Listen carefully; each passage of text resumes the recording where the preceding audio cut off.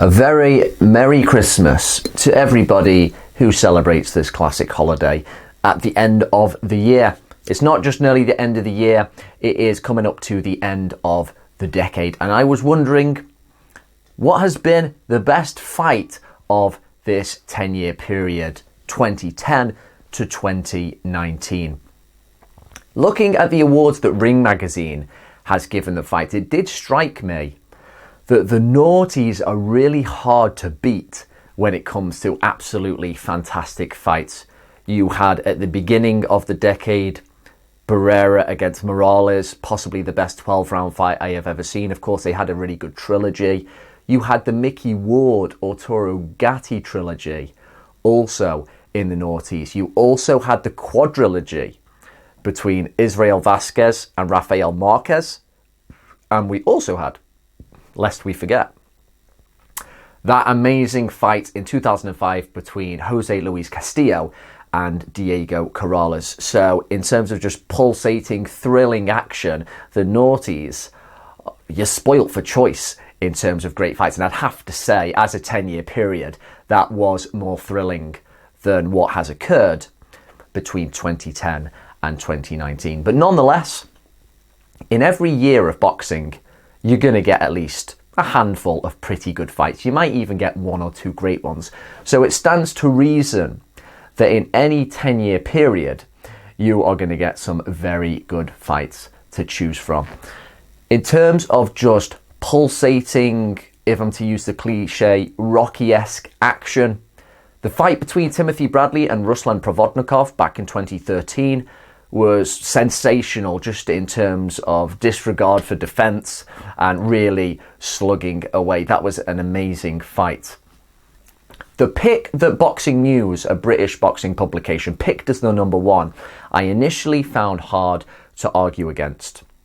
Anthony Joshua against Vladimir Klitschko 2017. That is the best heavyweight fight I have seen in I don't know how long. It was a genuinely great heavyweight fight. Better than Lewis against Vitaly Klitschko, which looks good in the rearview mirror, but it had great controversy, but it didn't have the ups and the downs of Joshua against Klitschko. Going into that fight, I thought it was either Joshua early or Klitschko late.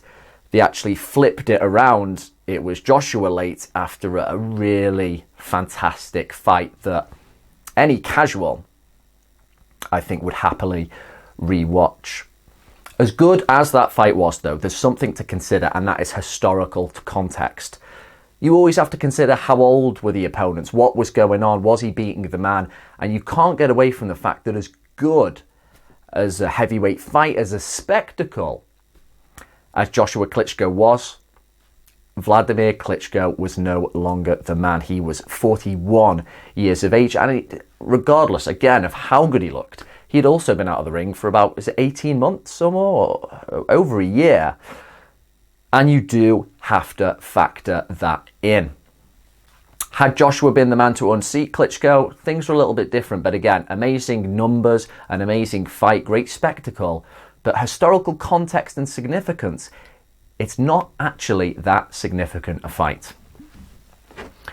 If we go back, though, 5 years in December, the last fight between Manny Pacquiao and Juan Manuel Marquez, the last fight of their quadrilogy, that fight is loaded with historical importance, and it wasn't a bad fight either, was it?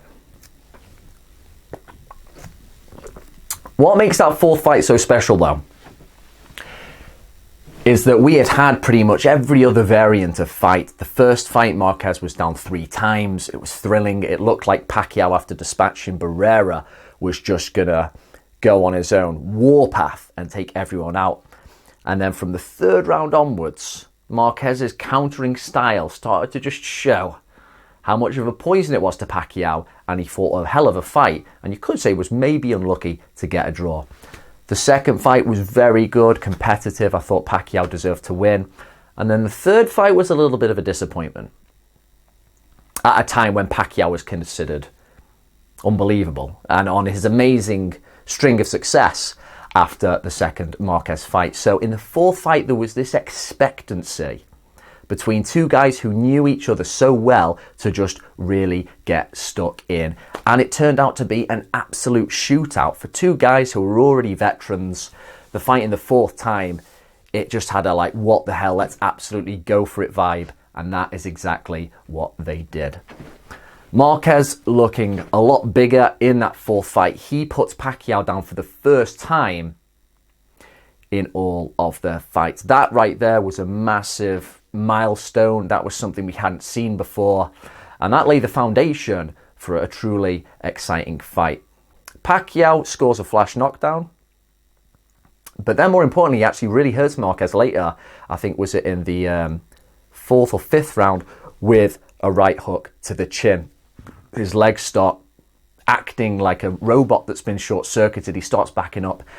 And it really looks like Pacquiao is on top now in this fire fest, if I'm to use an Adam Smith phrase. For the majority of the sixth round, right before the very end, it's Pacquiao who's in control. Perhaps for the first time, we're seeing him just genuinely outbox and out-general Marquez. He's looking as good as I've seen Pacquiao in ages. And there's this expectancy to perform, to show that venom that we didn't see in the third fight. He's busted Marquez's nose. He really seems to be on top of him.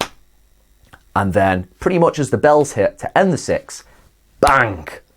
Pacquiao gets punished for that lapse in his defense, for doing that double jab, but stepping in too close, leaves himself open for an absolute howitzer of a right hand, and Pacquiao is not cold in a way that you just rarely see fighters knocked out. Absolutely planky-out, as some of the memes went, as I remember. And just as good a way as you could hope to end, not if you're a Pacquiao fan, but just in terms of a brutal ending. What a way to go out with a bang for such an amazing 4 fights. It meant so much. Marquez probably won the war there. And I watched that fight in the morning on a replay. I didn't even watch it live, but still, watching it on a replay, I was absolutely blown away by the intensity, by their commitment to win and win emphatically. And it was that desire to win emphatically that ultimately led to Pacquiao's demise in that one. But yeah, from 2010 to 2019, as good as Klitschko Joshua was, Pacquiao Marquez 4 for me was the one.